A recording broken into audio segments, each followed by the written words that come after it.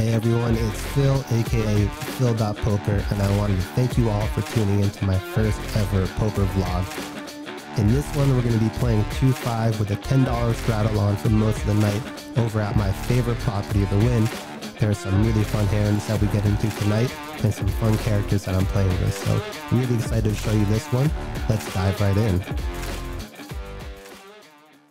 In this first hand, I'm dealt King Jack offsuit and the hijack, and it folds to me. So I open to 15 and the button and big blind call, at which point the big blind realizes that I am recording. Are you filming over there? Yeah. Oh, fuck. Are you really? I'm giving it a shot. Oh, nice. I've never done it before. Good luck. Thank you. Are you going to start a channel? We'll see how it goes. You making any money? This is like literally my first time ever filming at the table. I'm about to fire it up too then. Yeah. Why not? Why not? The flop comes down Jack of spades, 9 of spades, 8 of clubs. The big blind checks and I bet 25. Button folds and the big blind calls. The turn is a 10 of spades and the big blind decides to lead for 50. A lot of the times when you see a fun player do this, it's something like a medium strength hand looking to get a cheap river. So with my top pair and flush draw and gut shot, I decide to call. The river is the ace of hearts and the big blind checks. I think about bluffing with some of my blocking properties in my hand, but this doesn't look like the sort of player who's going to fold 2 pair on the river. So I just check it back and... 2 pair. 2 pairs good?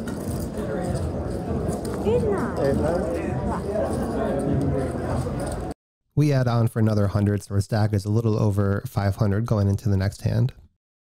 The straddle is on, so we're playing 2-5-10. The hijack starts off with a limp, and the cutoff, who looks like a pro, raises to 45.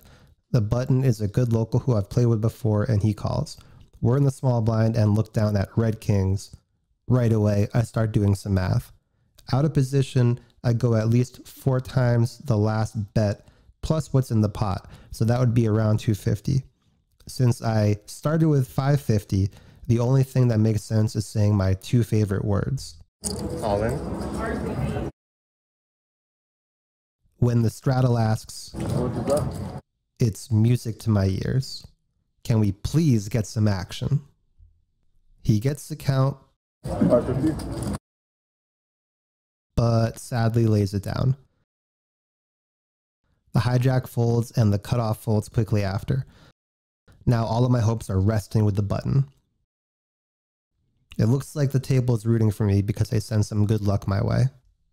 Fellow streamer.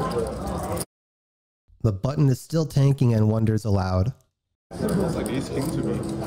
So I do my best to send off some nervous energy like I'm sitting there with ace king, but eventually he lays it down. Would have loved to call, but can't complain too much about taking down 125 without even seeing a flop.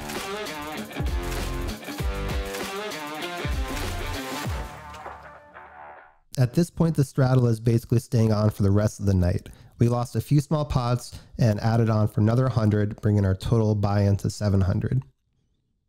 We're in the straddle when half the world limps in. We look down at ace-king suited, and we're definitely not letting anyone see a flop for free. I raise it up to 90, and everyone folds.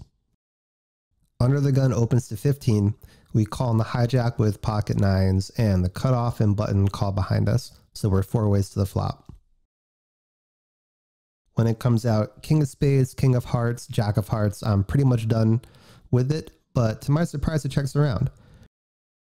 There's really only 2 cards that can get me interested in this hand, and we see one of them on the turn, the 9 of spades. Under the gun checks, and now I'm praying someone has a king, straight, or flush draw. I bet 45 and everyone folds.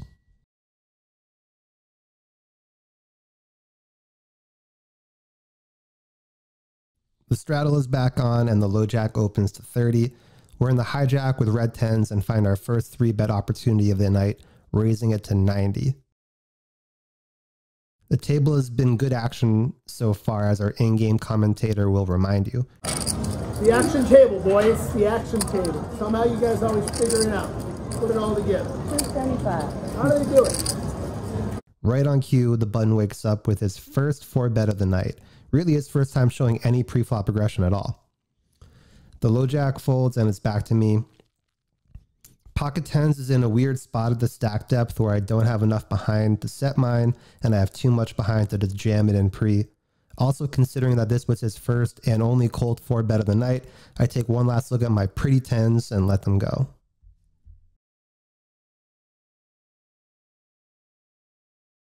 It folds to us on the button and we open Jack 9 with spades to 30. The small blind and big blind are excited to get on the vlog, so they come along. Oh, we're on the vlog. Let's rock. There you go. Let's rock. Only if I win the hand. Let's belt this guy. You don't want to show the hand you lose? No, Why? because I want to look like I'm a winner. The flop comes down Jack of clubs, 7 of clubs, 5 of spades. They both check and I put out a small C bet and they both fold. Guess they'll have to try and felt me another time. Can you remind C2 that we're allowed to gamble? And we look down at pocket kings. Yes, C2, now is the time to gamble. We open it up to 30 under the gun and get 3 callers.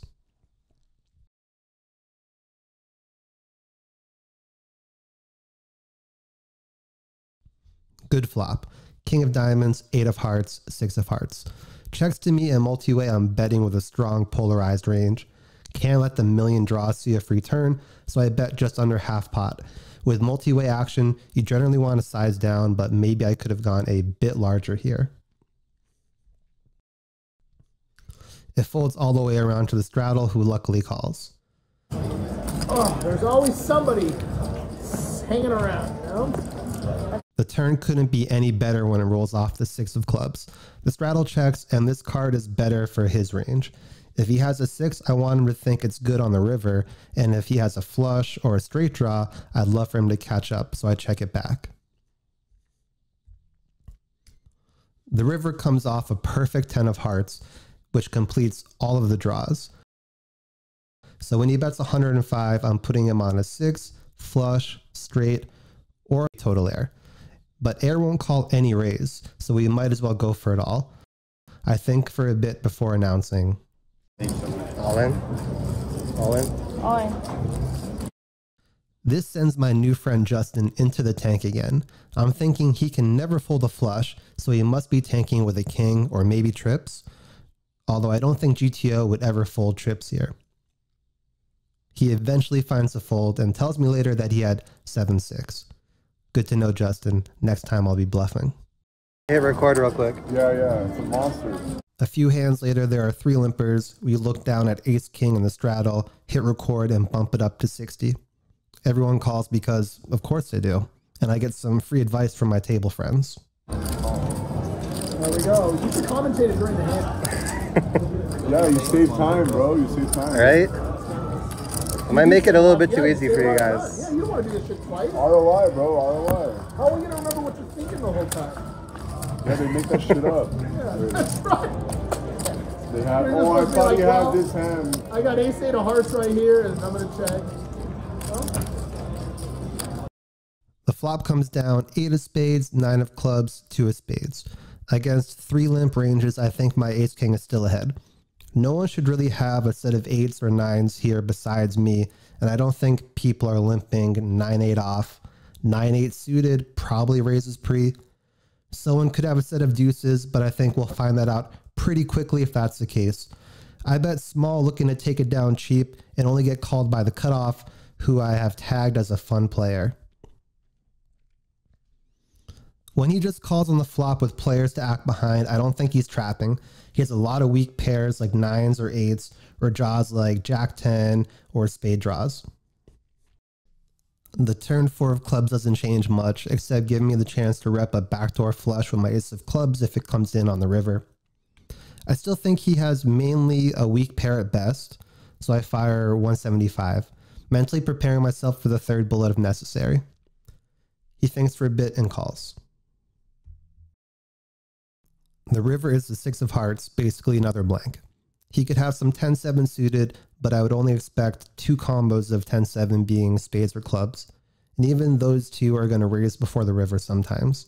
His range is still a lot of weak pairs like ace-9, ace-7, or misdraws. I don't want to risk him checking behind with some weak pair, and I don't see him turning many missed draws into a bluff.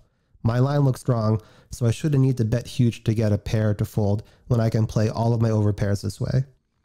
I bet a little over half pot, and he tanks a bit before finding the fold. Let's go. Vlog worthy. I flip over the ace of clubs without looking at my cards, giving the impression that I had pocket aces. Vlog worthy indeed. We have pocket fours in the straddle. The button opens to 30, the small blind calls, and we call 2. The flop is the ace of diamonds, jack of clubs, 8 of clubs, and it checks around. The turn is another jack, and we both check it over to the button. He bets 50, and my gut is not believing it. Despite knowing deep down inside that he was full of it, I let my fours go, not wanting to have to make a larger hero call on the river.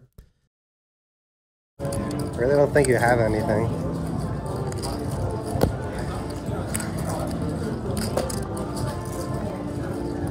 Show the bluff. He wants to see a bluff. A bluff?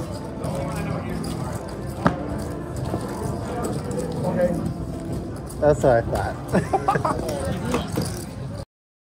He shows the, yeah, you guessed it, 10-3 offsuit. Folks, this is how you know you are in a good game. This brings us to the big hand of the night. I open a 30 under the gun with pocket queens. It folds around the button, the guy who we bluffed in the ace-king hand, and he min-raises it to 60. It folds back to me, and I'm trying to figure out this min-raise. I'd seen him do it before with not the strongest hands, so I didn't want to scare any of those off. Pocket queens are not a mandatory 4-bet every time here, so I decided to just call and see how it develops. When the flop comes down queen high, I was kicking myself for not 4-betting. Even more so when it goes check check. The turn ace of clubs is better for the 3-betters range, but I wasn't going to let it check through again. When he checks the flop, I am not worried about aces, jack 9, or king jack, so I effectively have the nuts. I could see him having hands like ace king, ace 10 suited, maybe even weaker suited aces, so those sorts of hands can call a bet. I bet 85 looking to build the pot up, and he calls. The river is a total blank, and now I am thinking about how to get as much money into the pot as possible. His range isn't strong enough to call an overbet, and I didn't want to have a small bet just get snap called. If he has ace king or 2 pairs in his range, he might think those are good enough to value bet if I check. So I check, hoping that my read on his range was correct. He takes the opportunity to bet 175, and now my only question is how much more will he call?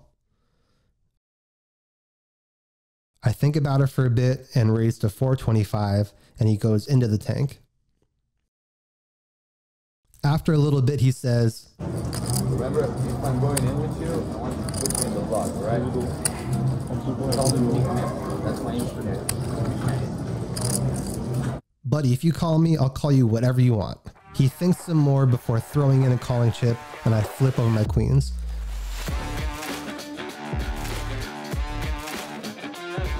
Welcome to the vlog, Knick-Knack.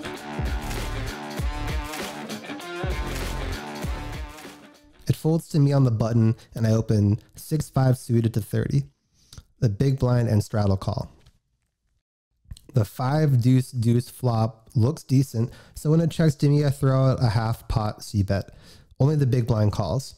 I doubt he has a 2, but calling with someone behind should mean he has some sort of pair or draw at least. Random high cards would be folding. Unless I hit a favorable turn, I'm probably done with the hand. When it comes down the ace of clubs and the big blind checks, I think I can rep this in my range. I don't need to bet huge since we're targeting weak pairs, so I put out 85. He pretty quickly raises to 265 and I snap fold. I stopped recording, but he flipped over pocket 8s, saying he wanted to find out where he's at. Another sign you're at a great table. Which brings us to the last hand of the night, and is not my proudest one. I thought about maybe not putting it in the vlog, but I'm trying to be honest, and if I'm learning something, maybe you can be learning something too. Under the gun opens to 25, and we're next to act with pocket jacks. This should be a 3-bet most of the time, but I was already mentally wrapping up the session with only a few more hands to play. I try not to give away my profit right before leaving, so I went with the passive route of just calling. This set off a calling train until it got back to Straddle, who you remember is a solid pro. He raises to 125 and under the gun folds. The squeeze was smaller than I was expecting given all the callers, especially considering he was targeting an under the gun open and early position callers. I didn't love the idea of calling and seeing everyone else call behind me, and to be honest, I was unsure about back raising with the jacks here. My gut was telling me that this would be a very nitty fold, but the thought of punting off a nice stack with jacks in the last hand on my first vlog was just unsettling. My buddy chimes in. You're making some shitty content. Come on, man. And I can't disagree. Yeah, I would have liked to have this one back since the straddle just had ace-king and bricked out. When you're more worried about losing and not taking advantage of good spots, it's time to call it a night.